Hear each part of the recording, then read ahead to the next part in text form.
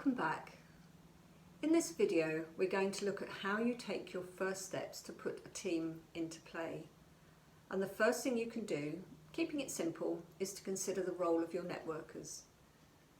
This means identifying your networkers and putting them into position.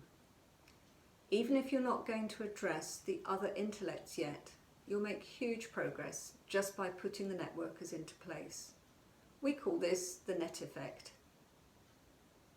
The net effect is where you start to build relationships with people. Outreach is a people-focused thing, so networkers should be front and centre of this. They're made for reaching out. The net effect is also a very simple step.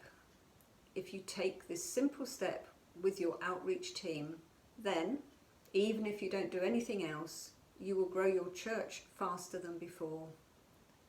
Let's illustrate what we mean. In this model, the body, made out of wood, represents the outreach team, and the sticks represent members of the team.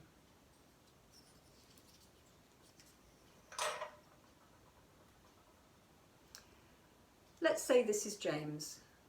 James has been asked to work in the church kitchen, preparing food for a friendship lunch, so he's been plugged in here. The next week he's asked to help generate ideas for a youth activity. He has a new position in the team. Then he's asked to stand up in front of the church on a Sunday to win support for a Christmas carols event.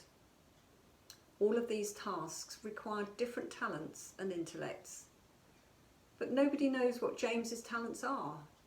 He's greyed out, and so his abilities can't be used, unfortunately, just like everyone else in the outreach team. But here's James, as Unlocking Outreach knows him, showing his true colours. It turns out he's a networker, represented by this blue stick. He's not made for working in the kitchen, or generating ideas, or selling events.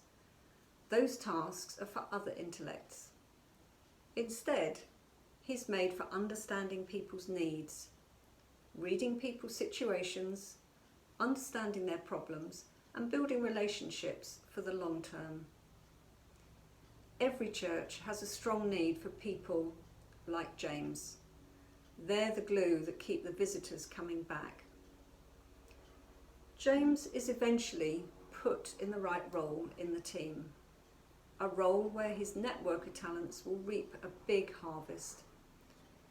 So if the only thing you ever do is identifying your networkers and put them where they can do most good and start building relationships, you'll already be making a huge difference to your results. Then, later, if you want to, you can identify your ideas people, your doers, and your sellers, and put them in the right places too. Our other videos will show you how to do that. But starting with your networkers is a great place to start, and it's easy to do. How do you find your networkers? Get the whole team to answer this short questionnaire in Unlocking Outreach. You may have a whole bunch of networkers in your team, but you won't know until you get started. We hope you'll have fun finding out who's in your team.